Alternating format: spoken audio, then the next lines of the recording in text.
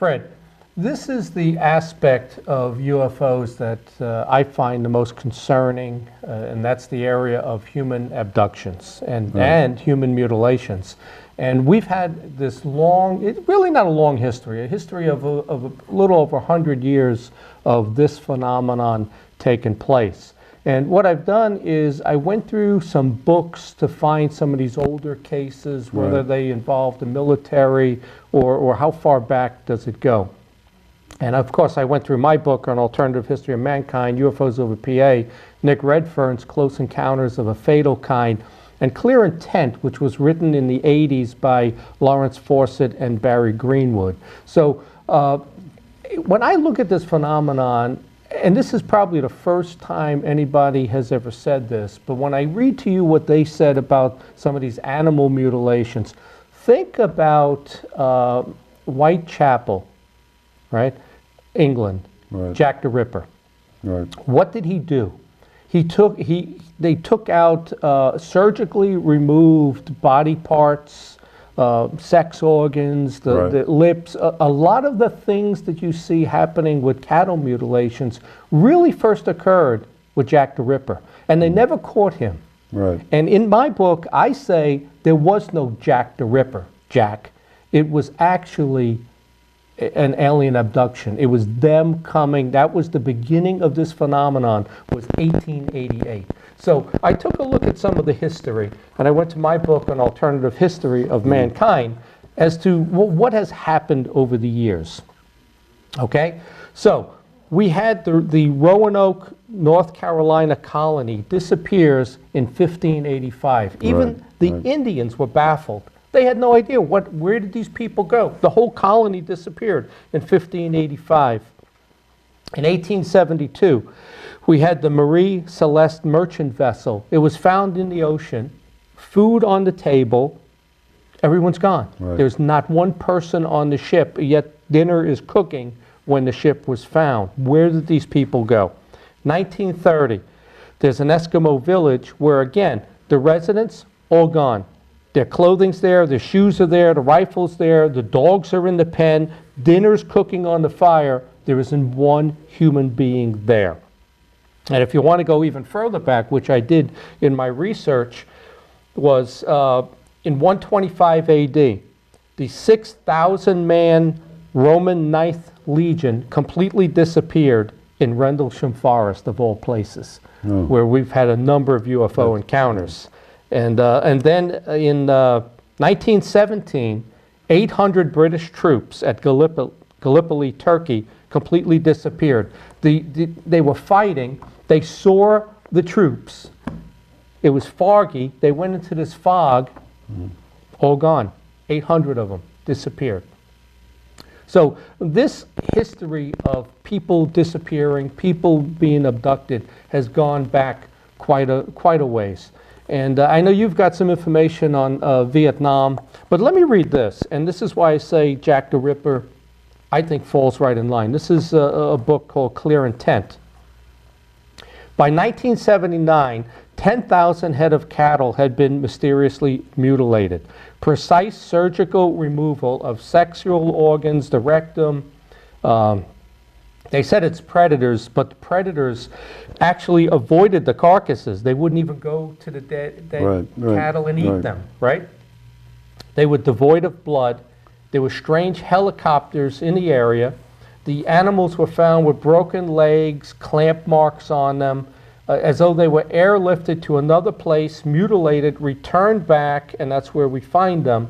Cows were found with their horns stuck in the ground as though they were dropped. And we had a case locally here, too, about 10 years ago, where this guy claimed that he had a deer, that there was no blood, mutilated. It seemed like it was dropped from above because the legs actually stuck into the ground, you know, and were broken. So when I describe this, which is what the cattle mutilation is that started in the mid-70s, very similar to what Jack the Ripper was doing. And that's why I say that's, you know, I think this is a phenomenon of really the last 100 years, the mutilation part of it, and mostly the last, you know, 50 years. But I think it started with Jack the Ripper. I know you've got some information on Vietnam, some cases there.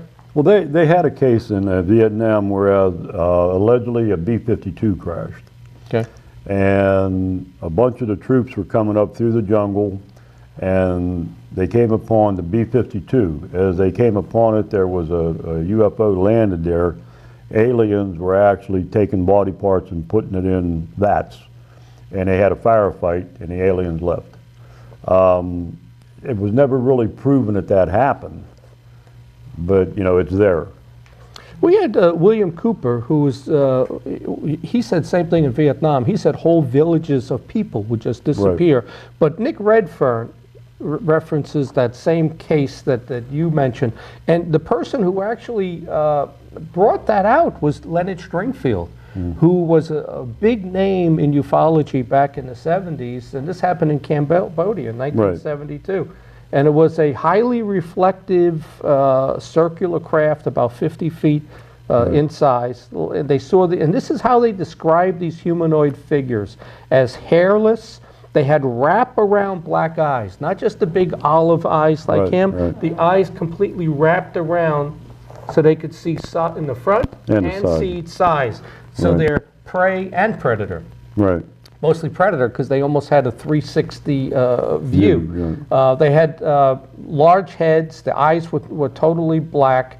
And like you said, they were loading these soldiers into these vats and sealing them. And there was a firefight. They claimed that whatever they were wearing was bulletproof. So the bullets, but a headshot was the only way really to kill them. 4 of these creatures were killed.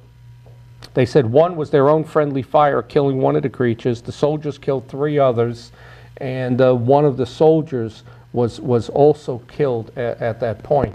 Now, the interesting thing is when they get out of the area and they get back to camp, they're interrogated, but not by the military. They're interrogated by intelligence officers. And they said some of the men even were put into deep hypnosis to try to either create a cover story or to help them forget these memories. And the interesting thing about this, Fred, and I never put this together until I saw it in Nick's book, this was the basis of the 1987 movie starring Arnold Schwarzenegger, Predator. Right. Isn't that exactly what happened? They were in the jungles, and they come across this camp, and that was the basis of the movie Predator, which but getting back to that, when you said they were deprogrammed, it's very possible that they put these guys under hypnosis and made them forget everything. Oh yeah, we know that happened. MK Ultra with the CIA. Here's another case, 1979. Jerome, Idaho. Hunters come across the corpse of a man missing both lips, 1 ear, and sexual organs. It was performed with precise surgical expertise. Here's a memo from the FBI, October 14th, 1976. Mutilations of cattle are only a forerunner for later mutilations of human beings. So this, and here it is, it's a memo from the FBI. They're saying that these creatures are starting on cattle, but will then go to humans. And what happened, if you remember this, in 1989, in mortuaries, mostly in New York, someone or something was breaking into the mortuaries and stealing body parts, They reported the theft of genitalia, thyroid glands, eyes, stomachs, everything that was being stored from these deceased bodies. When the Department of Justice was asked, they said that the whole matter was one best avoided if one knew what was good for oneself. Right. And Charles Fort had a comment back in 2004. He said, "I think we're property. I should say we belong to something." Well, I don't feel like I belong to something else, but there is something going on right now as far as these ETs. What is their objective? And in this book, they talk about 1968, right? It says here, virtually every night, Americans stationed at radar outposts just south of the demilitarized zone where Northern Vietnam and South Vietnam connected, reported picking up dozens of unidentified aircraft. There was no known aircraft in the area.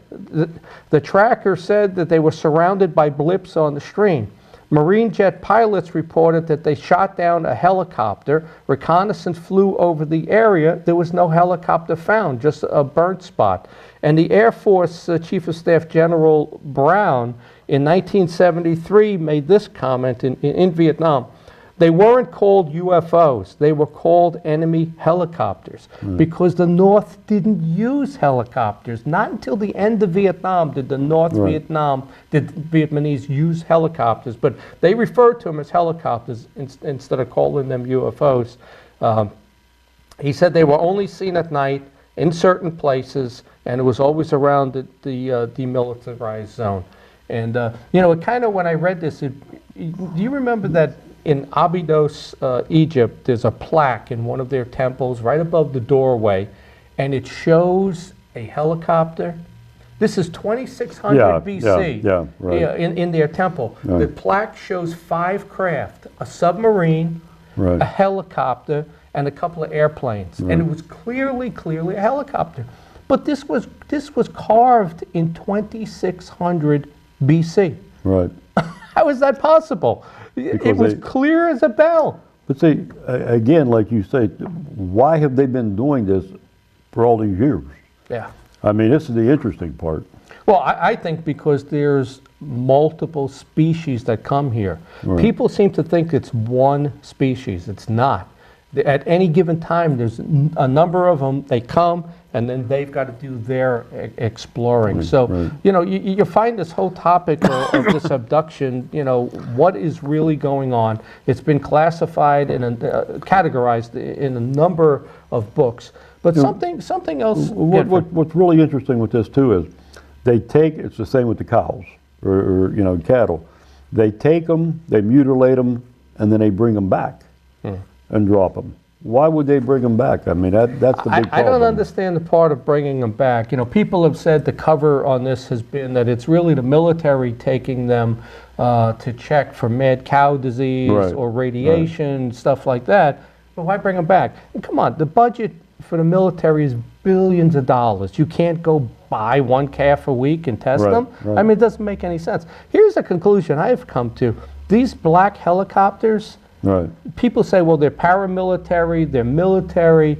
I think what the ETs have done, think about this. If you want to infiltrate an area, and this was the original false flag, right? Where a British ship put the flag up of the Spaniards, and they mistaken it for a Spanish ship, and then they opened fire. So why couldn't these helicopters, these black helicopters, be UFOs created by the ETs?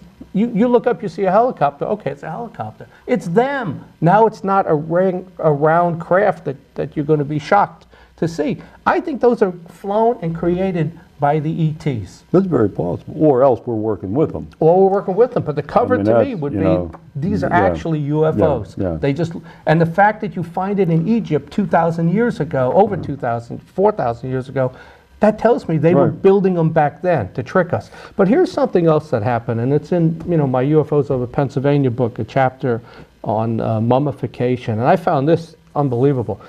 There was a woman at the NSA who was retired, and I checked her background out, and it was real. She contacts me in 2009, and she tells me that since 2001. That we have been finding mummified bodies all over the world in trees, finding the people in trees. She says there's been 15 cases since 2001. And then she said the most important case was this Todd C's case, which we're going to talk about last. But let me tell you some of the things that she told me. And again, this is from a retired NSA person who's heavily involved in a lot of these projects, right? So she sends me this information, and she says, here's one case, Thursday, July 6, 2006. And she actually sends me the newspaper article. It says, the partially mummified remains of a missing man were discovered 30 feet above ground in the branches of a tree. This is in Cork County. I'm not even sure what state that was in, but that's where it was found. And it gives you all the information on it. Here's another one she sends to me.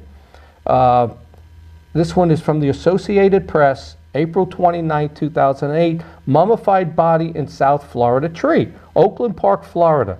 A South Florida homeowner made a gruesome discovery after tree trimmers cut back the branches of an overgrown tree.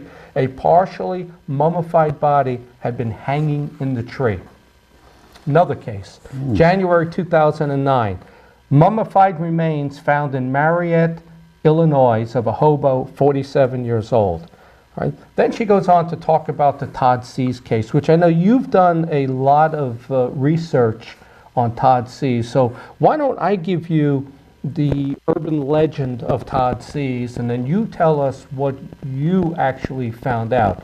The way I've always heard the Todd Seas case was that you have Todd Seas, he leaves on his ATV to go riding. Right. And I think he went deer hunting. Deer hunting, okay. Deer spotting. Okay, but what's he, 46 years old, 47 years like old? So he goes deer spotting, and he never comes home. Right. So family gets concerned. He's married. He's got children. Got 2 kids. They notify the authorities. There's 200 people that go and search the entire area. Can't find him. They go back out the next day. They find him in an area that they already had searched, and his body is found. Now, obviously, he's fully clothed when he leaves to go riding. He's found just wearing his underwear. His body is emaciated. There's a dead snake, also dead, right next to him. And about a mile away, one of his boots is found in the top of a tree.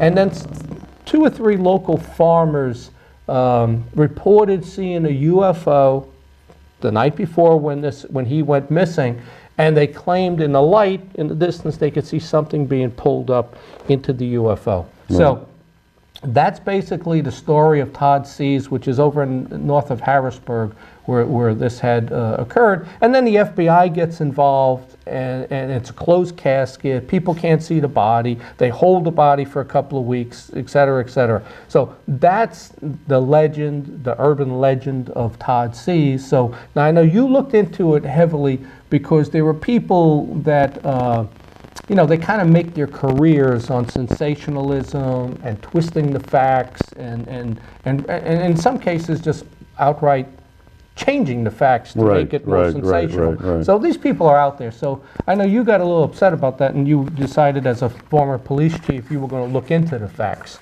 So tell us what you found on the Todd Seas not only being a former police chief, the whole thing with this, as you're saying, changing the facts and that, it was a former MUFON member that's actually changing the facts, which makes us look very bad. Yeah, well, we don't need to go into names or anything. No. But this is, what had happened, again, allegedly Todd and another gentleman was supposed to go out deer spotting. The other gentleman at late that Saturday night decided he didn't want to go, so Todd went by himself. Todd told his wife he'd be back by 12. He didn't come back by 12. They started going out looking for him. They found his ATV up on the ridge, and Todd was nowhere around. The son came back, and they started a party. They had to wait for the dogs and had to get there. So searched police helicopters were there, the whole 9 yards. The next day, they come, and somebody said, well, okay, like 25 yards from the house, there's a pond. The day before they actually went in the pond, they looked in the pond, they didn't find the body. Where they found Todd, you could hardly see inside there. They had actually chainsaws and that to cut through there. So they actually could have missed him being there the first day. How did he get in there if they couldn't get into there? Yeah, but he could have been there. Okay? I mean, that's one of the questions. Okay. How did he get there? How did he get there? Okay, but then again, there was no broken bones in his body from the autopsy, from what I understand. Okay. So whatever had him, it actually laid him down in there. Okay? So anyhow, the next day they find him, and the first thing that came up was said that there was not a coroner at the scene of the death. All right? And if a person's head's chopped off, a coroner has to pronounce a man dead. Okay? In the state of Pennsylvania, the coroner does not have to do that. The undertaker is also a deputy coroner. Okay. I got his name here, the undertaker that did the, pronounced him dead. Okay. Secondly, the family didn't see the body, all right? That happens in a lot of cases. I mean, being an ex-police officer, there are times when we had a traffic accident where somebody had their head chopped off. You know, the parents don't really want to see that. Well, how do they identify him then? Well, it's somebody else that knows the person, and then normally when they do an autopsy, they do the fingerprints and everything too. So they find out who it is. So they find out who it is, okay? I think the whole case from the very beginning was a fraud. Okay. I think there's something else involved in here. Okay, so they find the body. The FBI come within 15 minutes to half hour, all right? I have a Freedom of Information request from the FBI right here that says they have no idea who this guy even is. Now, if the FBI was there, they would have put in here, we was there, but it's a different department. We can't give you no information, all right? Now, could it have been that the people that came in the police cars or whatever they were actually state police? They wore suits too, the investigators. Okay. All right. Now, so they take him out and they take him down to the morgue. All right. Now, allegedly they sent him from there up to 40 Indian Gap? 40 Indian Town Gap, which never happened. Okay. He never went to 40 Indian Town Gap. All right. They found him on a Monday night. Tuesday he went down to wherever it was they did the autopsy down there. Wednesday night he went to the funeral home and he was buried Friday morning. And the undertaker, I got his name and everything there too. I spoke with the guy. There was never nothing that said the family couldn't look at the body. Okay. The family did not want to look at the body. Okay. All right. But was the FBI involved? No. I do not believe they were. All the documents from back then say they were involved. And what was the cause of death that was listed? Okay, at the time they said it was a snake bite. Then they said it was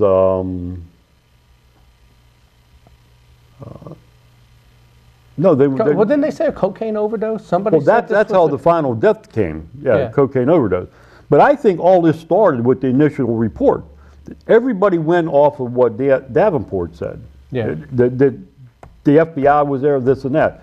This was all propaganda as far as I'm concerned. But I think that's actually read in newspapers back then that the FBI was involved or authority was involved. No, there's no because the question comes up, if it's a cocaine death and there's 22 million people a year using cocaine, why get the FBI? Why such a big investigation if it was a snake bite? Okay. Now, number one, if allegedly the FBI called all these people, put them in a garage, and they talked to them and told them they could not talk nothing about it.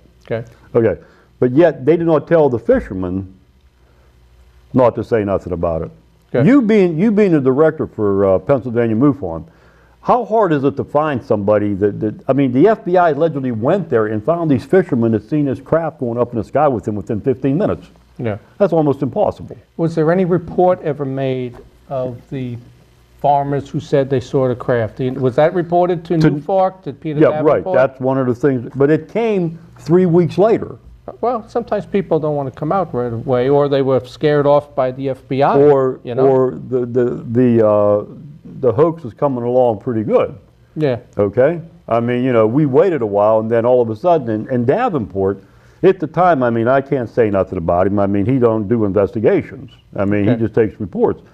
But he actually stuck his nose into this and talked to a few people and this and that, newspaper articles. There was nothing in the newspaper articles about the FBI being there. Okay. I mean, I would have to go back and take a look at that, because I know there was an article written back then that Peter references, you know, to see if there is anything. I never found it. Okay. But then what is said, though, is mystery number one. Why was the victim's body emaciated and it was only 48 hours later? He was found drained of blood and emaciated in 48 hours. Well, see, the drained of blood, see this again. Now, if he was drained of blood, how did they take the blood to do the test for the cocaine? He had blood in him. It wouldn't show up in the tissue? Right. It was showing his tissue, but they took blood. It says that they took blood. Okay. Okay, well that's a good point. So the points that are made back in the history of this case was, why are the feds involved with the cocaine death? Doesn't make any sense. Why is the body found emaciated? Well, they didn't know the cocaine until like about a month later. Okay. That's how that came about.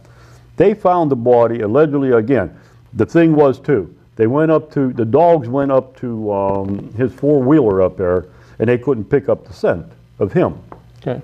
Okay, and then when they found him, and he was naked, or except his underwear, then that's when, see, this is the whole thing. How did the UFO come into this? How does boot get in the top of a tree? That was never proven. It says it. It says the guy's booth was found a mile away from the four-wheeler in the top of a tree. Yeah, it's the same thing. His the keys to his four-wheeler were never found either. Okay. Is it possible he even drove that up there, or somebody else took it up there? Okay. You know? Okay, so he's being mutilated now. Okay, when we talk mutilation, what are we talking about? Your tongue being cut out, your Removing eyeballs being body cut. parts. Yeah. Only thing Todd Cease had was a mark on his head. Okay. A mark right here, and it was a black mark. That changed from the size of a quarter to the size of a butterball. I mean, it depends on who you was talking to at the time, all right? And everything in that case, I mean, like him going up to Indian Town Gap, okay? There was also, some of the people said that they talked to a nurse where the hospital they took him, and she said all of this. Well, what's your final evaluation, in your expert opinion? And I mean, you do have a police background. What do you think happened with the Todd Cease case? I think he was killed. I don't think it was UFOs. Okay, so it wasn't just a freewheeling, doing drugs, and so I you think somebody okay, took him out. One of the big questions is right now, if this case is it was an accidental overdose. Is it still an open case? It's an open a cold case. case, right? Right. Okay. Everybody says, well, why don't they give the information? Well, again, if you're a police officer in the state of Pennsylvania, you know anybody that gives drugs to a person that dies, it's a felony. And the police department, I've also spoke to them, although they will not say nothing either. Yeah. But talking to the district attorney up there, he states that they still have the case open in hopes they find a person that gave him the drugs. You know, they can keep this case open until hell freezes over, and ain't nothing nobody can say. Okay. All right, so we have the strange case of Todd Cease. Was it a UFO abduction? Was it a cocaine overdose? Was it a homicide? But here's something else that I found very interesting. This NSA source of mine sends me this document, which you know the viewers can view it also. It's entitled PSI War, Bio War. So psychological war, bio war. And what she does is list all these corporations, how they all get together, reproductive cloning, transhumanism, UFOs, remote viewing, subliminal messages. We know that the CIA was involved in a lot of this back years ago, MK Ultra, they're still involved in it now. 70s, They're still involved in it now. So I'll give you this document. I don't know that you've ever seen it before, but it ties in a bunch of groups, colleges, Yale University, different corporations, etc. Very interesting, sent to me by a retired NSA person. And there's so much going on in this field that's unexplained. So Fred, that's our show for this week, the strange case of Todd Cease. You know, it's not settled, and what really happened. But this is similar to what happens in a lot of cases. We'll have to discuss this again. We will talk about the Todd Cease case again. Thanks, Fred. You're welcome. That's our show for this week. Be sure to look for our next episode and visit www.mufonpa.com for more information. Thank you for watching.